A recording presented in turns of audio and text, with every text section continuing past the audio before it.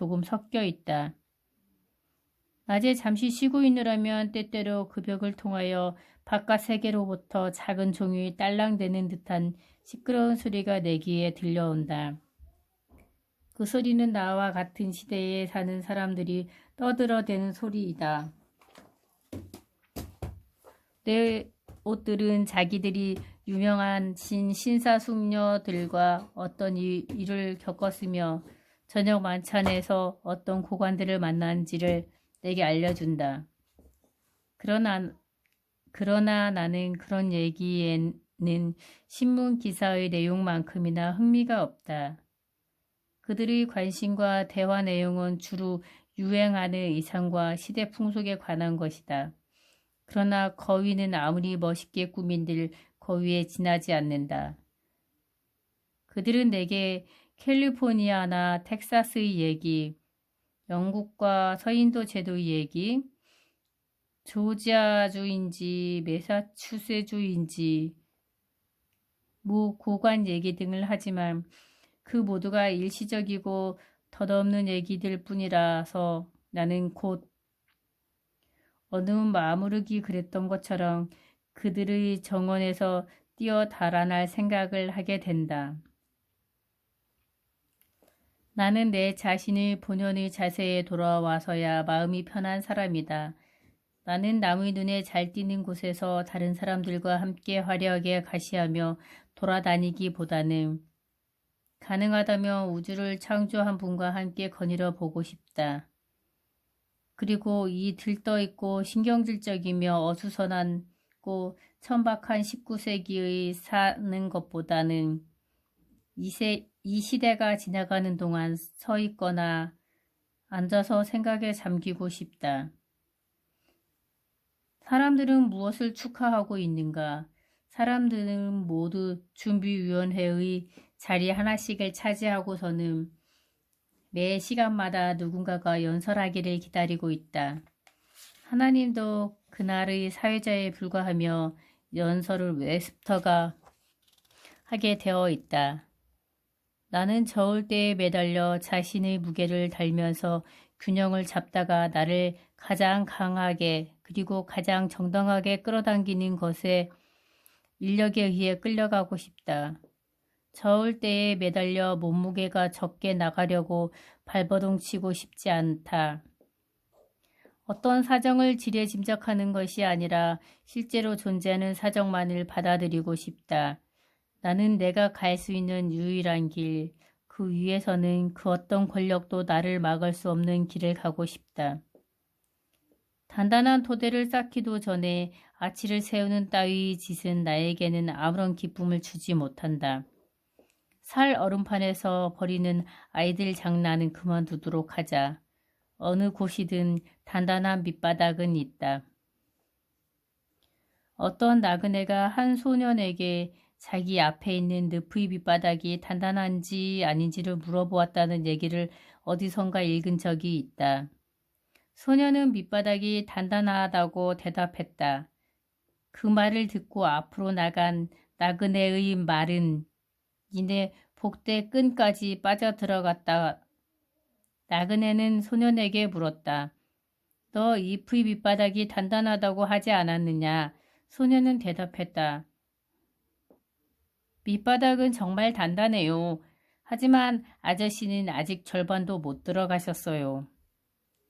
사회의 늪과 유사도 마찬가지라 할 수 있다. 그러나 그것을 알게 되기까지에는 시간이 걸리는 것이다. 어떤 생각, 말 또는 행동은 아주 드문 경우에만 가치를 갖는다. 외와 회벽에 그냥 못을 받는 어리석은 짓은 하고 싶지 않다. 그런 짓을 하면 며칠 밤잠을 설칠 것이다.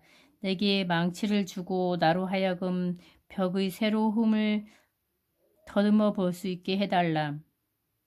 접합제에만 의존해서는 안 된다.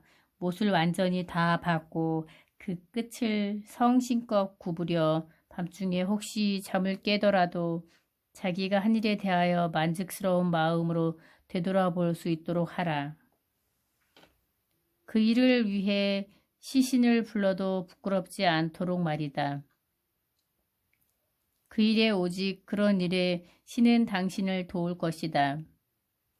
당신이 주체가 되어 일을 해나가되 박는 문 하나하나가 우주라는 기계의 구조를 단단하게 하는 대갈못이 되도록 하라. 사랑보다도 돈보다도 명예보다도 나는 진실을 원한다. 나는 산의 진미와 맛 좋은 술이 넘치고 하인들이 아부하듯 시중드는 자취상에 앉아 있었지만 성실과 진실을 찾아볼 수 없었기에 그 냉랭한 식탁에서 배고픔을 안고 떠났다. 손님 접대는 얼음처럼 차가웠다. 음식을 차갑게 하기 위하여 구태여 얼음을 넣을 필요가 없을 것이라는 생각이 들었다. 그들은 포도주가 몇 년 묵은 것이며 제주 연도가 얼마나 유명한 해인가에 대해 나에게 이야기를 했지만 나는 그들이 얻을 수도 살 수도 없는 또 다른 술에 대하여 생각했다. 그 술은 더 오래되었으면서도 더 새롭고 더 순수하고 덜 흉한 연도에 제조된 술이었다. 집과 뜰이 양식이나 접대 같은 것은 내게는 아무래도 좋다. 나는 어느 왕을 방문했는데 그는 나를 홀에서 기다리게 하는 등 손님 맞이할 능력이 없는 사람처럼 행동하는 것이었다. 내 집 근처에는 나무에 파인 구멍 속에 사는 사람이 있었다. 그의 태도에는 참다운 왕자다운 데가 있었다. 차라리 그를 찾아갔더라면 이보다 나은 대접을 받았으리라. 언제까지 우리는 현관에 앉아서 어떤 일이라도 해보면 당장 그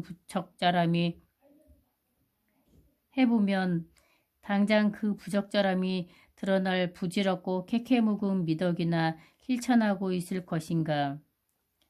그것은 마침내 잠자리에서 일어나 일꾼 하나를 사서 감자밭을 매게 한 다음 오후에는 밖에 나가 선심이나 쓰되 기독교적인 온정과 자선을 실천하는 것과 같다.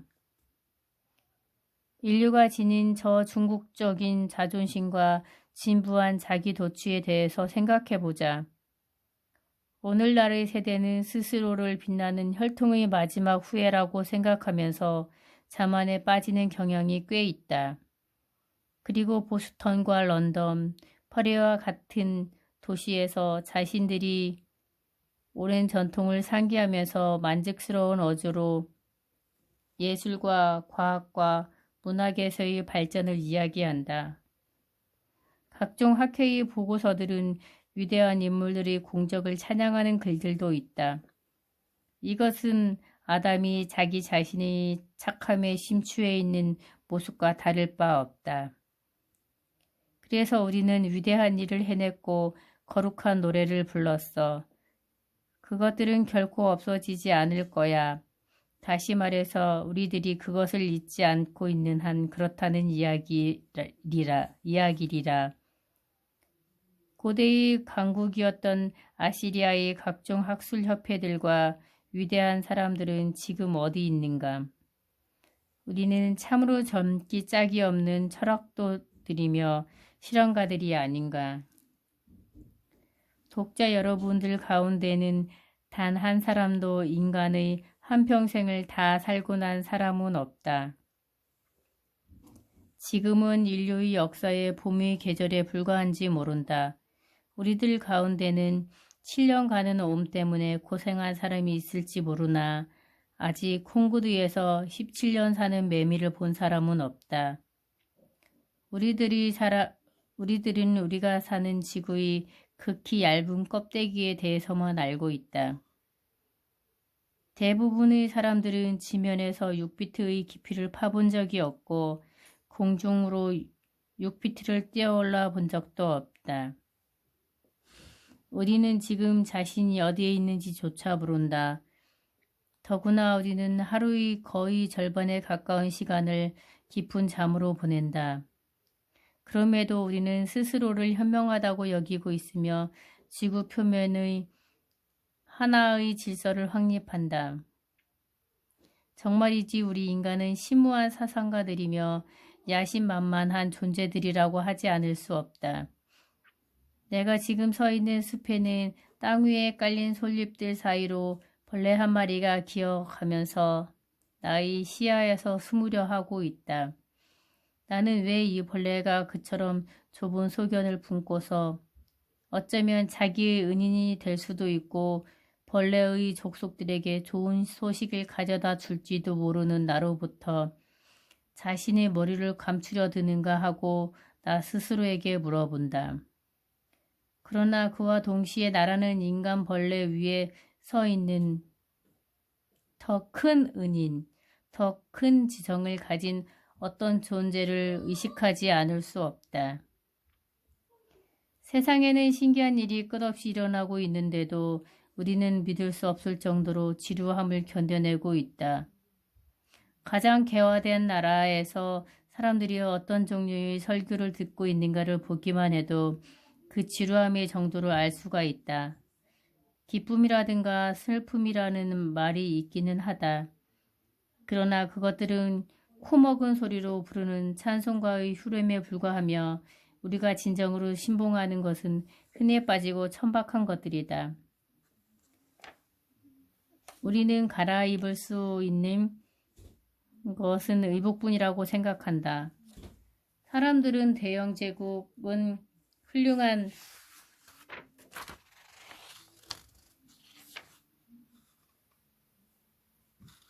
사람들은 대영 제국은 훌륭한 대국이며 미합중국은 인류의 강국이라고들 말한다. 그러나 각 개인이 뒤에는 그가 마음만 먹으면 대영 제국쯤 나무 조각처럼 뛰어버릴 수 있는 조류가 밀려들었다가는 빠져나가곤 한다는 것을 우리는 깨닫지 못한다.